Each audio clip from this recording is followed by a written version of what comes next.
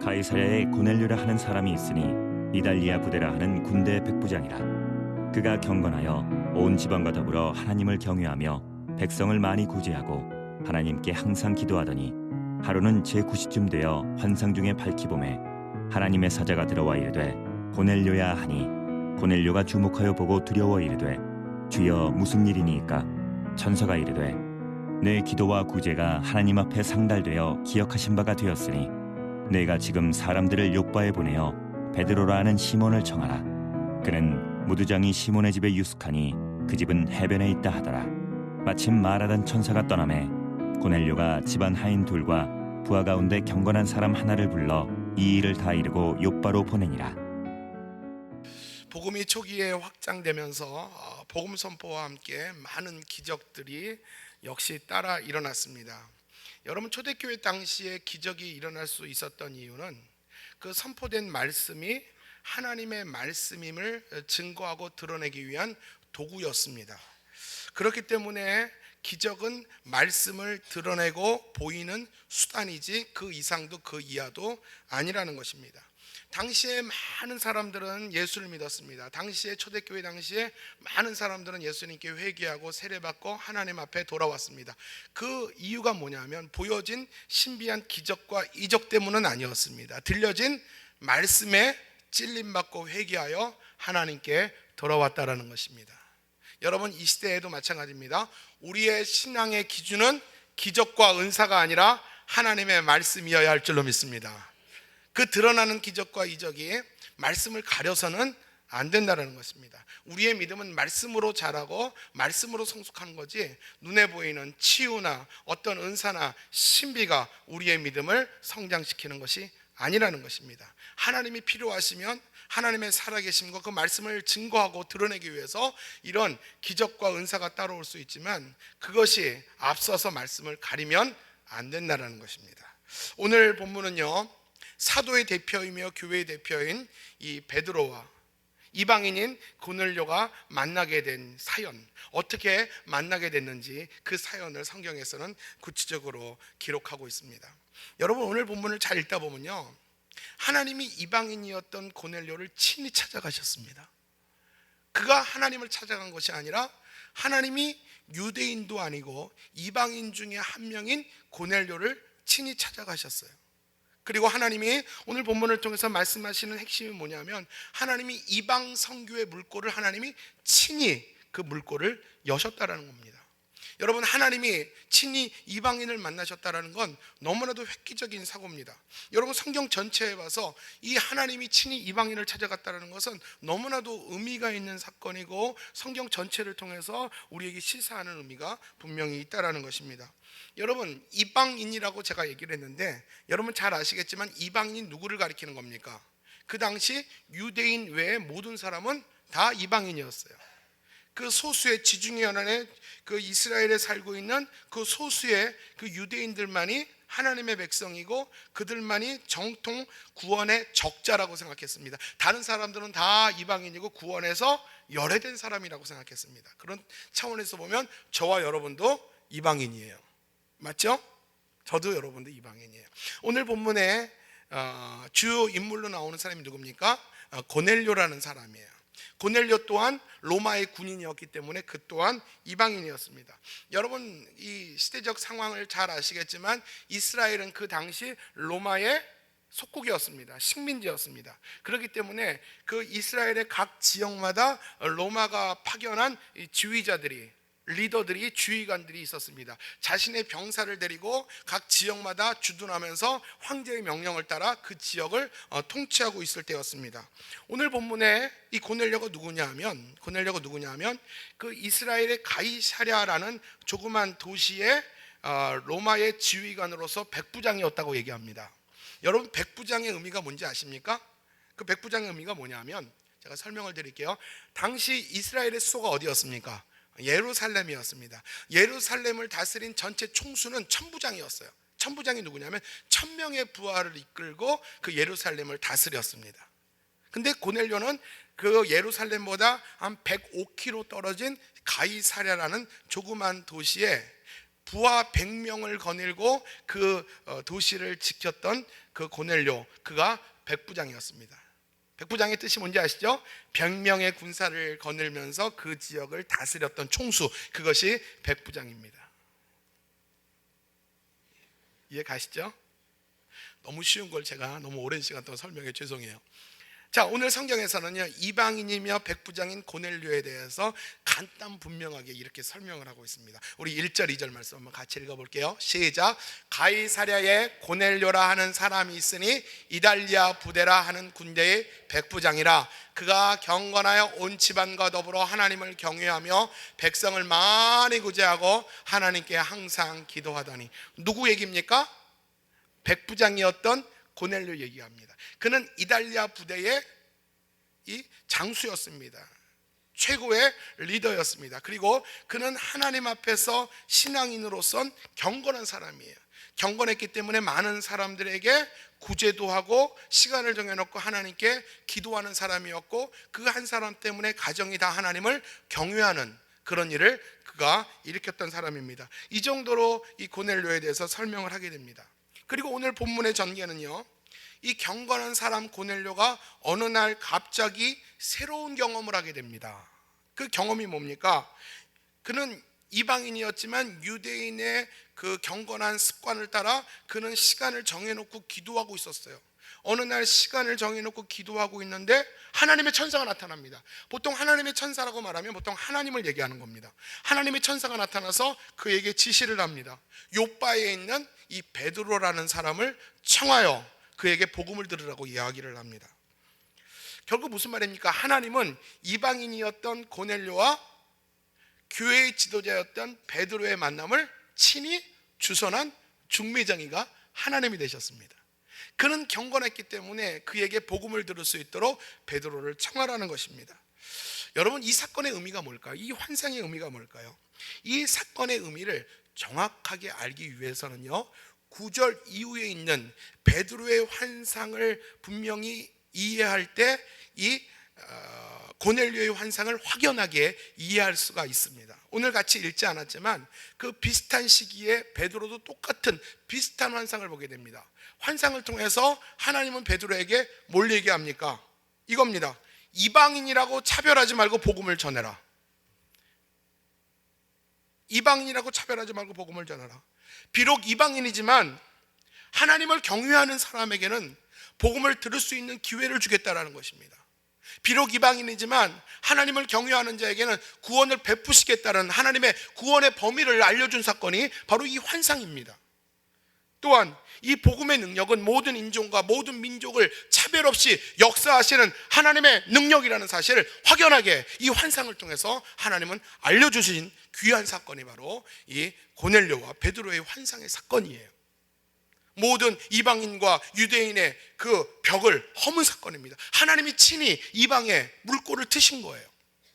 그렇기 때문에 오늘 본문은 굉장히 의미가 있는 본문이에요. 그렇다면 왜 하나님은 많고 많은 사람 중에서 왜 고넬료였을까요? 여러분, 그런 질문을 합니다. 왜 많고 많은 사람 중에 고넬료였을까? 그가 백부장이기 때문에, 지역에 영향력이 있기 때문이 아니에요. 그는 오늘 성경에서 말하는 것처럼 하나님 앞에 경건한 사람이라고 그랬습니다. 그는 이방인이었지만 경건했어요. 여러분, 경건이라는 말이 뭘까요?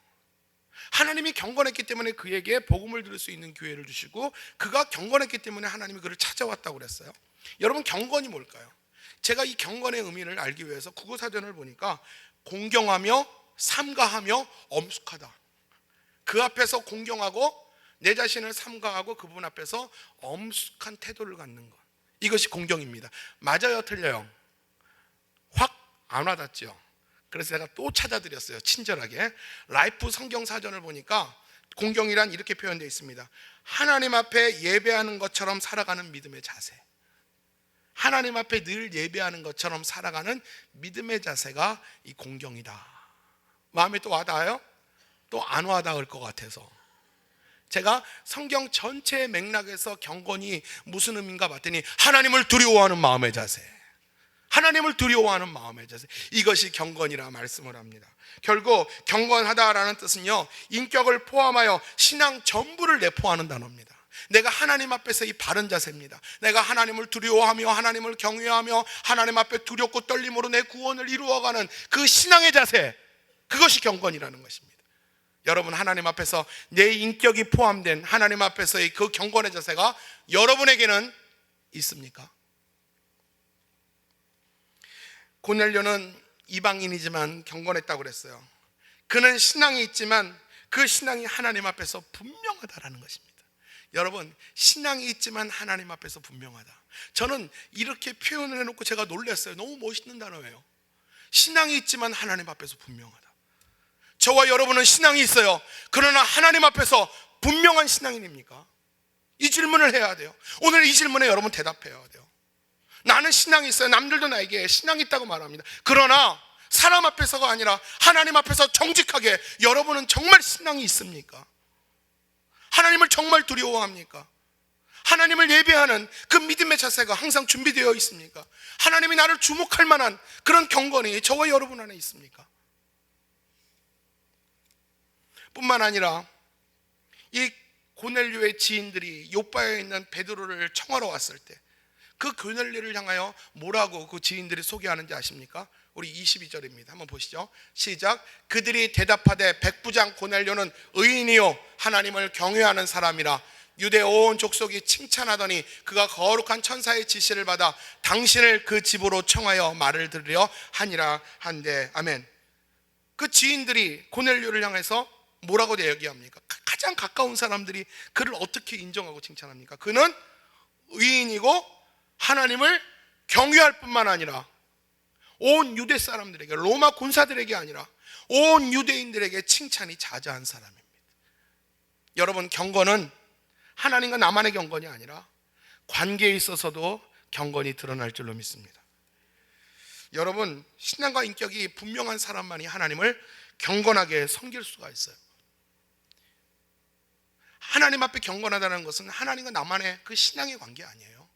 사람과 사람과의 이 인격적 관계도 포함되어 있어요. 여러분, 우리 가운데 가장 약한 것이 하나님과의 관계는 다 잘 되어 있지만 수평적 이웃과의 관계는 참 약해요. 이것은 경건이 아니라는 것입니다. 하나님을 두려워하고 하나님을 경외하고 또 이웃에게도 칭찬받는 것이 경건이에요. 경건은 개념이나 생각이 아니에요. 우리가 아무리 경건하게 하나님을 섬기고 싶다 할지라도 우리의 일상이, 하루하루의 삶이 경건하지 않으면 절대로 우리의 신앙이 경건해질 수 없어요. 여러분, 이건 무조건입니다. 예를 들어 볼까요? 우리가 한 주간에 내 입에 더러운 말과 음담패설을 늘 입에 담고 살다가 주일날 내 입이 갑자기 경건해져서 하나님을 진심으로 찬양하기 어렵다라는 거예요.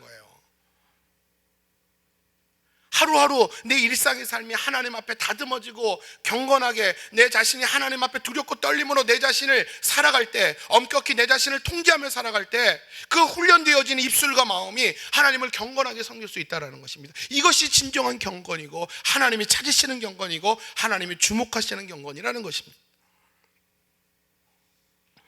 우리는 하나님 앞에서 경건한 척, 그 모습만 갖지 말고 정말 경건해야 됩니다. 그러할 때 경건의 능력을 경험하게 될 줄로 믿습니다. 여러분, 고넬료는 경건한 사람이었기 때문에 시간을 정해놓고 하나님께 기도하는 거룩한 영적 습관이 있었습니다. 여러분, 우리 주위에 교회를 오래 다니는 사람, 직분이 높으면 높을수록 여러분 그런 분들 잘 들으세요. 소위 경건하다고 하는 사람들의 신앙이 염려스러운 사람이 있습니다. 저를 비롯해서 마찬가지예요. 염려스러운 사람이 있어요. 소위 신앙이 경건하다는 사람 중에서 신앙이 머리에만 머물러 있는 사람이 있어요. 가슴에 내려오지 못해요. 머리에만 머물러 있어요. 가슴에 내려오지 못하니까 가슴으로 은혜를 받지 못해요. 늘 머릿속에서 모든 것을 걸러요. 내가 듣고 싶은 말, 듣고 싶지 않은 말, 머리 하나 지식적으로 가득 찼어요. 가슴으로 내려와야지 은혜를 받고 가슴으로 내려온 것이 내 삶의 깨달음이고 삶으로 실천할 수 있는데 머리에만 머물다 보니까 가슴의 신앙을 느끼질 못해요. 불쌍한 사람이에요. 또 머리에 성경적 지식이 있으니까요, 자기 생각이 너무 뚜렷해요. 자기 기준이 너무 분명해요. 그래서 공동체 안에서도요, 자기 생각과 다른 사람을 같이 융화를 못해요. 다르다고 정죄합니다. 비난합니다. 그러면서 자신은 여전히 하나님 앞에 의롭다고 생각하고 내 판단과 내 평가는 틀리지 않다고 생각합니다. 전혀 주저하지 않아요. 그럴 땐 착각으로 가득 채워져 있는 사람들 많이 보게 됩니다. 소위 경건하다고 말하는 사람 중에서. 저를 비롯해서 우리 중직자들도 그럴 수 있고, 신앙생활 오래 한 사람들도 돌아와 봐야 됩니다. 내 신앙이 어디에 머물러 있는가? 오늘도 그 말씀이 내 귀로만 들리는가? 내 가슴으로 들려지고 있는가? 여러분 판단해 보라는 것입니다. 오늘도 오늘 말씀이 귓전에만 맴돌고 가슴으로 내려오지 못하고 있는 사람이라면 바로 여러분입니다. 그런 사람이 오늘 성경이 말하는 경건한 사람이 아니라는 것. 또 경건한 사람 중에서 또 하나의 오류가 뭐냐면 신앙이 너무 뜨겁게 가슴으로 임했어요. 그래서 신앙은 뜨거워야 된다고 생각합니다. 눈에 반짝반짝 보여져야 된다고 생각해요.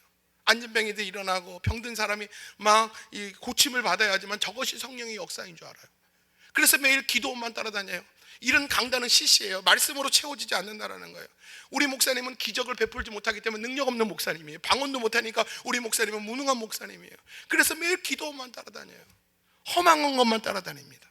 말씀이 없어요. 그냥 머릿속에 신비와 은혜만 있어요. 그냥 마음에 뜨겁기만 해요. 이건 공산당이에요. 마음이 식는 날 한순간에 하나님을 떠날 수 있어요. 그러면서 자기 신앙은 맞다고 생각해요. 여러분, 이것은 경건이 아니에요.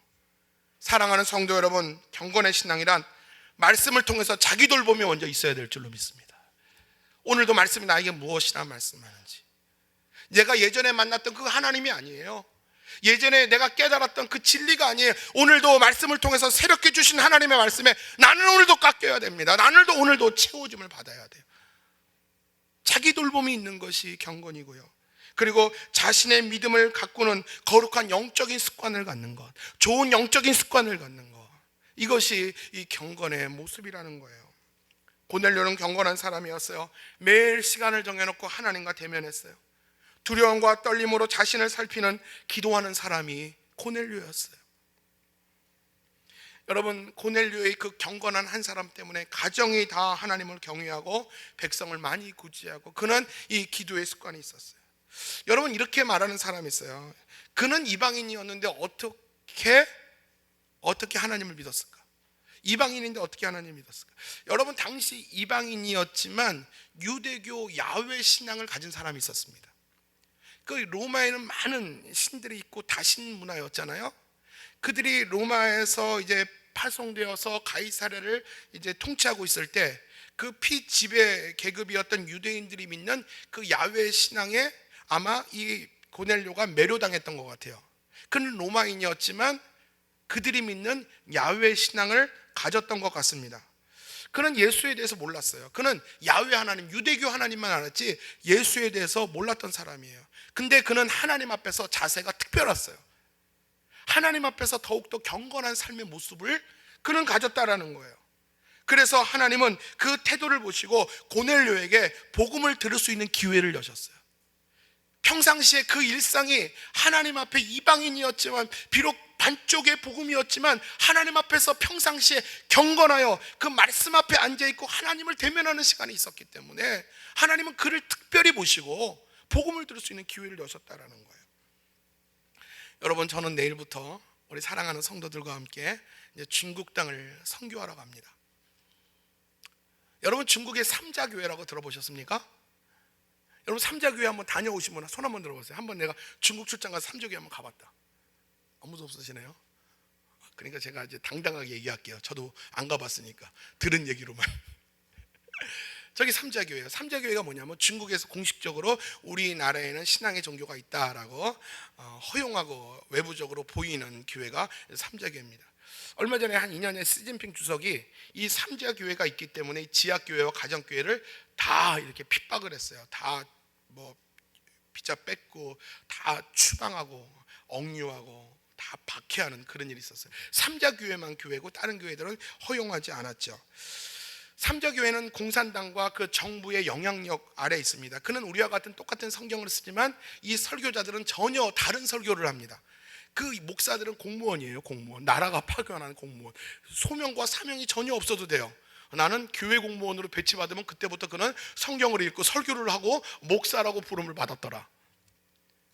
그들은 때로 공산당을 찬양하고요, 정부의 입장을 옹호하는 정치적 성향이 강한 교회가 이 삼자교회입니다. 그럼에도 불구하고 여러분, 저렇게 교회를 잘 지어놓고 사람들이 모일 것 같아요, 안 모일 것 같아요? 일부러 교회를 가라고 하지 않아요.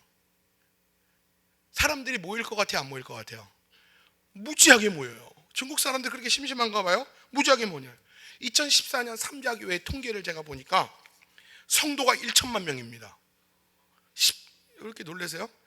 14억에, 지금 중국이 지금 몇 억이죠? 한 14억 되나요? 15억 되나요? 백태선 집사님 몇 명 정도 돼요? 한 14억에서 15억 돼요. 그 중에서 1천만이면 여러분 뭐 놀라는데, 우리 수준에 놀라지만 거기 수준엔 별로 놀랄 게 아니죠. 예배당이 몇 개 있는지 아세요? 12,000개가 있어요. 중국에 없을 것 같죠? 예배 처소가 25,000개가 있어요. 그리고 신학생이 뭐 진짜인지 아닌지 모르겠지만 1,000명이 신학생이 있다고 합니다. 그 중에서 공산정부 아래서 정권에 아부하는 세속적 목회가 대부분이고, 그 중에서도 헌신되고 사명감이 있는 목회는 아주 드물게 한두 명씩 있다고 합니다. 여러분, 그럼에도 불구하고 참 감사한 게 뭔지 아세요? 성도들 중에 말씀을 깊이 연구하면서 개인적으로 하나님 만나는 사람이 간혹 있다라는 거예요.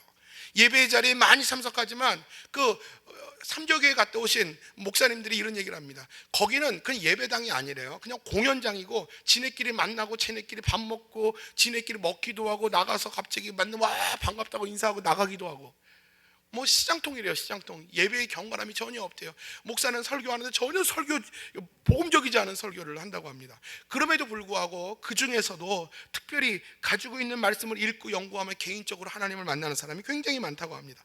근데 더 바람직한 일이 뭔지 아세요? 더 바람직한 일이 뭐냐면, 가정교회, 복음적인 가정교회가 삼자교회에 침투한다고 합니다. 신천지처럼. 그러니까 이 가정교회들 있잖아요. 선교사들이 목숨 걸고 복음 전하면 그 복음으로 무장된 그 청년들과 성도들이요, 가만히 자기네 신분을 노출하지 않고 이 삼자교회에 조용히 들어가서 한 1, 2년 인정받고 거기 리더로, 성경 공부 리더로 들어가서 그 밑에서부터 확 바꿔버린대요. 그래서 거듭난 사람들이 지금 우후죽순처럼 그렇게 일어나고 있다는 것입니다. 저는 믿어요. 중국이 이슬람을 향해서 진격할 줄로 저는 믿습니다. 이슬람을 이길 나라는 중국밖에 없어요. 저는 미국도 그 한계를 드러냈다고 생각합니다. 저는 중국이 14억의 인구가 어느 순간에 하나님이 화역과에 불 붙이면 그들이 이슬람을 향해서 책임질 거라고 저는 믿습니다. 그런 의미로, 그런 사명을 가지고 저 내일 중국 가요. 주여, 14억의 인구를 제 손에 붙여 주시옵소서. 제 손에 붙인다는 건 우리 교회 손에 붙인다는 거예요. 여러분 감당할 수 있으세요? 14억의 인구 감당할 수 있으세요? 우리 교회가? 대답을 못 하시네. 제가 그 기도 응답받고 와서 제가 중국을 향해서 올인하겠다고 하면 여러분 따라올래요? 대답을 별로 안 하시잖아요. 어디까지 했죠? 그런 것이 지금도 그렇게 침투해가지고 이 삼자교회가 그렇게 변하고 있다는 것입니다. 여러분, 하나님께서 너무나도 감사한 게, 그럼에도 불구하고 하나님은 이 경건한 자들을 찾으신다는 거예요. 그 삼자교회 안에서 수많은 사람 중에서 그럼에도 불구하고 소수의 경건한 사람을 찾아서 그들에게 복음을 들을 수 있도록 하나님은 기회를 여시고 있다는 거예요. 그리고 그들에게 복음을 전해서 구원의 길로 그들을 인도하고 있다는 것이 이 삼자교회 가운데 있는 축복이라는 거예요. 많은 사람들은 삼자교회가 정말 교회인가, 교회가 아니다라고 비판적으로 말하는 사람이 있어요. 이 삼자교회 때문에 진짜 교회들이 박해를 받아요. 교회 분위기가 복음적이지 않을지라도 그럼에도 불구하고 하나님은 경건한 자를 찾는다는 거예요. 여러분, 오늘 고넬료가 말씀을 들을 수 있는 기회가 바로 이거와 비슷했어요. 고넬료는 하나님을, 복음을 만날 수 없는 상황이었어요. 유대교의 하나님을 경건하게 만났더니 하나님이 그를 주목하여 찾아주시고 그에게 복음을 들을 수 있도록 길을 여셨다라는 거예요. 같은 경우라는 것입니다. 자, 고넬료가 어떻게 하나님을 만났습니까? 우리 3절 말씀입니다. 시작. 하루는 제 9시쯤 되어 환상 중에 밝히 봄에 하나님의 사자가 들어와 이르되 고넬료야 하니, 대부분 유대인들은 하루에 3번씩 기도하죠. 고넬료도 그 습관을 따라 기도하던 중에 하나님의 사자가 나타납니다. 그리고 그 순간에 꿈이 아닌 환상을 보게 됩니다. 고넬료야 불렀을 때 고넬료가 얼마나 놀랐을 거예요. 그런 신비 경험이 없어요. 그는 이방인이었어요. 누군가가 불렀을 때 여러분 두렵겠습니까? 놀라겠습니까? 놀라 자빠지겠습니까? 놀라 자빠지겠죠. 그런 경험이 없는 로서 그냥 습관을 따라 어제처럼 오늘도 기도하고 있는데 아무도 없는 자리에서 고넬료야 라고 불렀을 때 얼마나 놀랬겠어요. 그러나 고넬료는 주목하여서 뭐라고 말했습니까? 주여 무슨 일입니까? 라고 묻습니다. 이 당시 주여는 이 사울이 다메섹에서 말했던 주여 니시오니까 큐리오스라는 같은 의미예요. 부활하신 예수 그리스도를 의미하는 게 아니라 3인칭 극존칭이에요. 나를 누르게 하시고 나를 찾아오신 당신은 누구십니까? 무슨 일이십니까? 왜 나를 찾아오셨습니까? 라고 묻게 됩니다. 오늘 이 말씀이 우리 4절 5절 내용입니다. 한번 같이 읽어볼게요. 시작. 고넬료가 주목하여 보고 두려워 이르되 주여 무슨 일이니까? 천사가 이르되 내 기도와 구제가 하나님 앞에서 상달되어 기억하신 바 되었으니 내가 지금 사람들을 요바에 보내어 베드로라는 사람 시온을 청하라. 아멘. 천사가 뭐라고 그랬어요? 내가 구제하고 기도하는 것을 하나님께 상달되어서 내가 기억하고 있다. 하나님은 그 경건한 자의 삶을 하나님은 주목하여 지켜봤다라는 거예요. 내가 그 결과 때문에 네가 하나님 앞에 경건한 삶을 살았기 때문에 내가 너에게 복음을 들을 수 있는 기회를 주겠다. 지금 당장 사람을 보내서 요바에 있는 베드로를 청해서 그에게 온 가정이 복음을 듣고 세례를 받고 구원을 얻어라. 주님은 그에게 길을 여십니다. 복음은 고넬료는 복음을 듣지 못했어요. 알지 못했어요. 그러나 하나님을 경외하고 경건한 삶을 유지하는 고넬료에게 하나님은 복음을 들을 수 있는 기회를 여신 거예요. 고넬료는 그 말씀에 즉시 어떻게 합니까? 7절에 보니까 고넬료는 집안 사람 중에서 가장 경건한 사람을 한 사람을 선택합니다.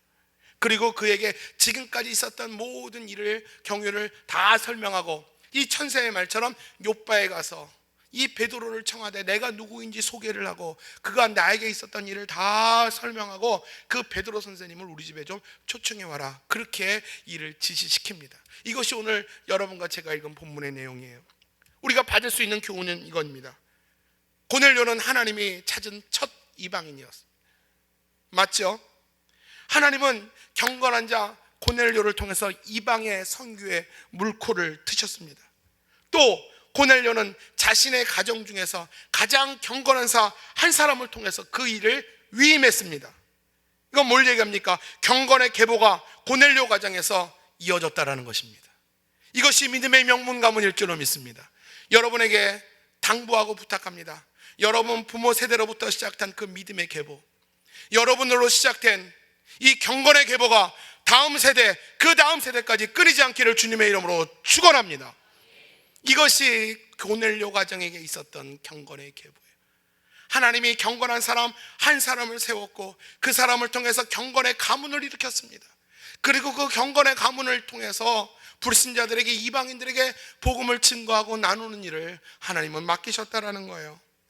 여러분, 하나님의 일은 경건한 자가 앞장서야 됩니다. 하나님은 경건한 자를 통해서 일하십니다. 하나님은 중심을 보시고 그 사람을 선택하세요. 여러분, 여기서 중심이란 무엇을 의미하는 것이냐 아십니까? 경건이에요. 하나님 앞에서 경건이 있는가? 경건의 모양이 아닌 경건의 능력이 과연 너는 하나님 앞에서 그 중심에 자리 잡고 있는가? 하나님을 적어도 두려워하고 있는가? 오늘도 하나님을 두려워하여 하나님 앞에서 함부로 살고 있지는 않는가? 하나님은 그 경건의 중심을 보시고 나를 사용하신다라는 거예요. 여러분, 우리가 일꾼을 세울 때 세상적으로 배우지 못하고 경험이 미천하고 내가 가진 물질이 없어서 과연 내가 이 일을 해낼 수 있을까 염려되고 걱정스러울지라도 내가 하나님 앞에서 사는 경건한 사람이라면 하나님은 나를 통해서 그 일을 해내실 때 더 크게 해내실 줄로 믿습니다. 하나님은 경건한 사람을 사용해서 일을 하세요. 물질이 없으면 어떻고 경험이 없으면 어때요? 하나님이 물질이 있으시고 하나님이 경험이 있으신데 우리가 그 하나님 앞에서 경건하게 하나님 앞에 살아가는 코람데오 그런 삶을 살아간다면 하나님은 우리를 제한 없이 쓰실 줄로 믿습니다. 말씀을 정리하겠습니다. 세상이 점점 똑똑해지고 스마트해집니다. 그래서 교회마저도 똑똑하고 스마트한 사람을 찾습니다. 그러다 보니까 교회가 어정쩡한 위치에 있는 것 같아요. 세상을 닮아서 똑똑한 사람 찾았는데 세상은 따라가지 못하고 또 영적이지도 못하고 이런 저런 모습 속에서 교회가 갈등하고 있습니다. 어려움을 당하고 있습니다. 물론 여러분, 교회 일꾼은 교회를 앞장서서 섬기는 사람은 똑똑한 사람 필요합니다. 그러나 똑똑하기는 한데 영적이지 않은 사람이 있어요. 그런 사람 조심해야 됩니다. 교회는 영적인 공동체이기 때문에 결정하고 생각하고 판단하는 것은 경건한 사람들이 결정해야 될 줄로 믿습니다. 그러할 때 교회는 건강한 교회 되고 그 교회가 길을 잃지 않게 될 줄로 믿습니다. 오늘 말씀을 통해서 하나님이 전적으로 우리에게 교훈하시는 것이 뭡니까? 이방의 선교의 물꼬를 트신 것은 하나님이라는 거예요. 하나님은 오늘도 고넬료처럼 하나님 앞에 경건한 사람을 찾으신다라는 것입니다. 하나님은 그 경건한 사람 한 사람을 통해서 경건한 가문을 일으키기를 원하십니다. 그리고 하나님은 경건한 그 가문을 통해서 이방인들에게, 믿지 않는 자들에게 영향력을 끼치고 또 모든 열방에게 예수가 그리스도라는 복음을 전하기를 원하고 계십니다. 이것이 그 가정에게 주시는 사명이에요. 하나님이 고넬료를 영적으로 축복하셨어요. 이 축복이, 영적인 축복이 고넬료에게만 국한된 것이 아닙니다. 고넬료는 축복의 통로였습니다. 고넬료의 가정을 통해서 열방이 구원받는 축복의 통로로 하나님은 사용하셨다라는 것입니다. 마찬가지로 하나님은 고넬료와 같은 경건한 한 사람을 찾으십니다. 오늘 예배드리는 수백 명이 모여 있지만 하나님이 찾는 사람은 한 사람이에요. 이 사람들보다 가장 경건하기로 1등한 사람, 누구보다 하나님을 두려워하고 하나님 앞에서 살아가는 사람, 두려움과 떨림으로 하나님을 마주하는 사람, 말씀을 통해서 날마다 내 자신을 돌보는 사람, 하나님 앞에 그 관계 때문에 이웃에게 인격으로 드러나는 사람, 하나님은 그 한 사람을 찾으십니다. 그 한 사람에게 먼저 복을 주세요. 그 사람에게 먼저 복을 주시고, 그리고 우리가 만나고 전도하고 축복하는 모든 사람에게 축복을 나누기를 원하십니다. 이것이 바로 만남의 복이 있는 사람이에요. 하나님은 경건한 사람에게 복을 차고 넘치도록 주세요. 그리고 그 사람과 만나는 모든 사람에게 복을 다 나누도록 하나님이 하십니다. 여러분, 만남의 복이 있기를 주님의 이름으로 축원합니다. 경건한 사람 옆에 계시길 바랍니다. 아니, 경건한 사람 옆이 아니라 여러분이 경건한 사람 되시길 바랍니다. 여러분이 복을 나누시길 바랍니다. 여러분 한 사람 때문에 여러분 자녀들이 복을 나누길 원합니다. 여러분 때문에 남편과 아내가 복을 나누길 원합니다. 여러분 한 사람 때문에 직장이 복을 나누기를 원합니다. 왜요? 하나님은 경건한 사람에게 복을 주시고 복을 흘러 넘치게 하신대요. 그렇기 때문에 여러분이 경건한 자가 될 때 내 영혼이 될 것 같이 범사가 잘 되는 축복을 누리게 될 줄로 믿습니다. 여러분 한 사람이 고넬료가 되어서 그 가정이 하나님을 경외하고 그리고 하나님 나라 확장과 부흥의 도구로 쓰임받는 영적인 축복의 근원지가 되기를 주님의 이름으로 축복합니다. 우리 같이 기도하겠습니다.